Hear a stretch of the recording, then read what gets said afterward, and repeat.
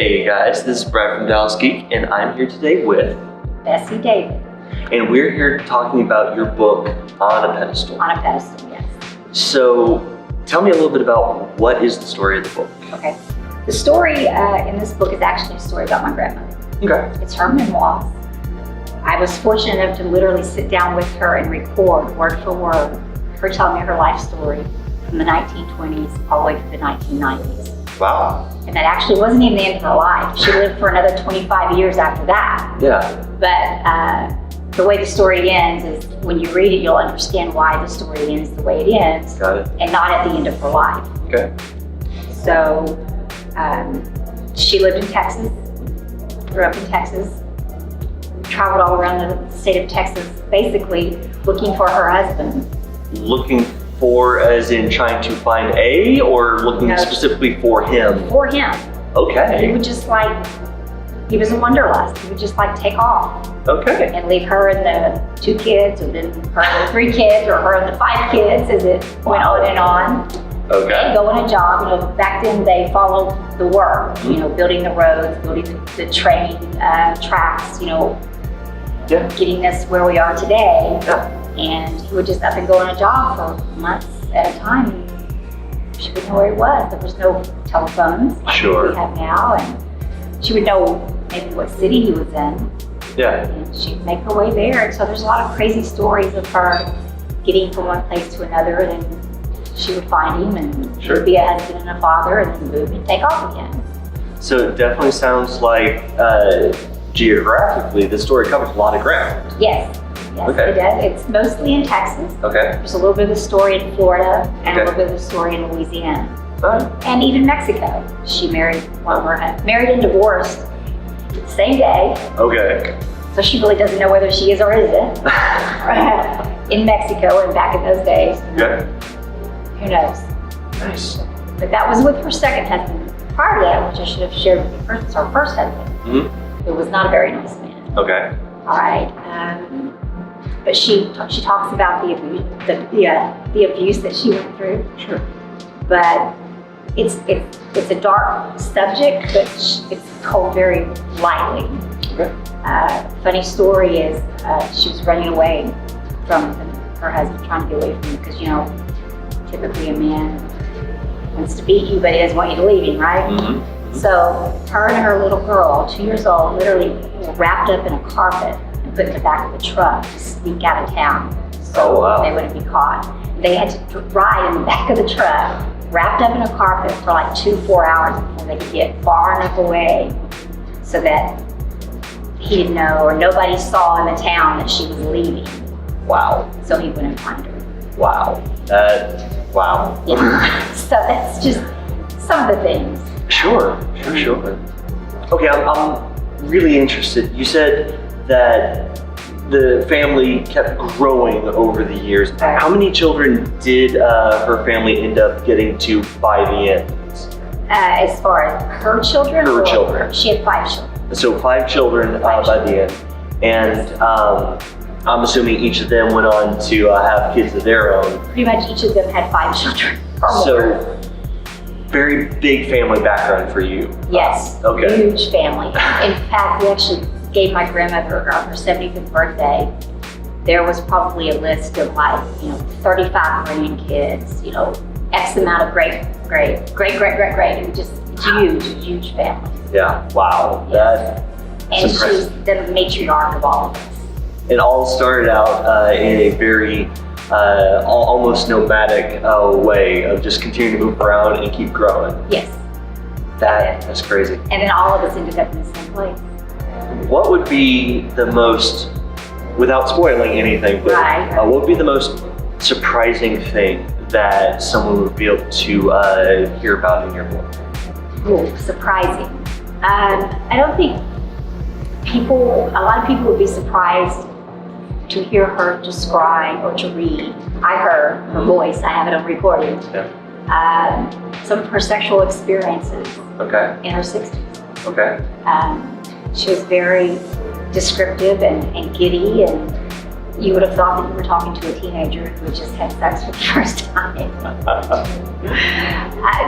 that may not be for everybody. It's Sure. not the whole story. Sure. But people would be, they'll be reading the story, they'll get to that point and be like, oh my God, I didn't know it was this kind of book. But it's not that kind of book. Sure. It just has a chapter like that. Because Sure. that was part of her life and that was big for her. Yeah. Okay. Another one that my son seems to really like is when she's back during Prohibition, Okay. and her first husband was a bootlegger. And so she was kind of being forced into doing that. And of course, back then they would get, all the townspeople would know when the revenues were coming in to, Sure. to bust people, right? Sure. So they got the call, and so they're running around, packing up everything. And my grandmother has a few bottles left over, and so she stuffs them in her under her dress. She picks her baby up, puts her baby in her lap.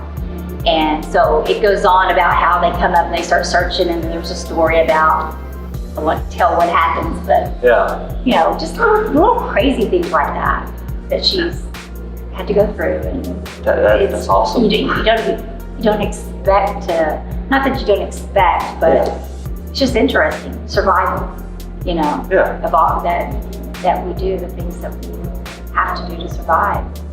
So we have travel, got sex, we got bootlegging. Yes. I mean, those are enough points right there to get me interested. Awesome. I can only imagine what else is in this thing. Yeah. And you said it covers what years again? So she was born in 1914. Okay. So we kind of start out with that. Okay. And it takes you all the way through to the late 90s. So you've got the Great Depression, you've got Prohibition, you've got the 70s, the swinging 70s, you've got sex, drugs, and rock and roll in the 80s. She's you know, in her own little way, she's participated in a little bit of everything. Nice. So, Yeah. I mean, clearly it sounds like there's a lot to be able to discover in this book. yeah. A lot of really intriguing stuff. Where can our viewers find your book? Okay. Well, thank you for that asking, because the best place to find my book is on my website. Okay. Because I have a trunk load of books that I would love to go and share her story with everyone. It's my name, BessieDavid.com. Okay. All right. Of course, ebooks are available on Amazon, Kindle books, all of that is available as well. Okay. So currently not in any bookstores per se. So it's going to be Amazon or my website. And on my website, I post the book events where I go and actually do book signings. Okay. And I also do speaking presentations. I have a really cute little presentation I put together that kind of preempts the book and talks about some of my life experiences, and then brings in some of hers to kind of get people interested in seeing pictures of her. It's always kind of cool because you put it, you know, it's like putting a face in a story, so you know what the characters look like. Yeah. So lots of crazy pictures Awesome. on the website. My grandmother was always put on a pedestal, whether she did it herself or, you know, someone did it for her. Sure. So on my website, you can see lots of pictures of her. You can actually click on a link and hear her playing the piano. That was something else that her passion was the piano. Okay. She played by ear. Yeah. It's not really in the story a lot. Yeah. It's just a fact about her, and she does talk about it. Yeah, a nice little supplement to it. Right. Sure. So just one of the things that she did, her experience as a waitress, you know, never did anything like that. And it was a learning curve for her when she went. That was her first job. Sure. So in search of her husband. Awesome. So if you're interested in checking out her book, the links will be down in the description below. So definitely be sure to check that out. Out of curiosity, because this has been a very popular topic this weekend, have you looked into or already in the process of putting this into audio form? Actually, I am. Okay. I'm very excited about that. I think it would be a great audiobook, and the fact that I already have audio of her telling the story, Okay. I think it would be a great mix of using her actual voice, saying these actual words, along with, you know, someone else's voice maybe telling the story, and her piping in every now and then. She's well known for it, so. Awesome. Yeah, I'm excited about that. An audiobook, book trailer, Yeah. those sort of things. Cool. So, yeah. Thank you. Cool. Well, if you want to be able to keep up with that, find out when that releases, definitely check out her website for that. I'm sure she'll be posting quite a bit there. So until next time, Yes, thank this has you. been Brad with Geek saying, see ya.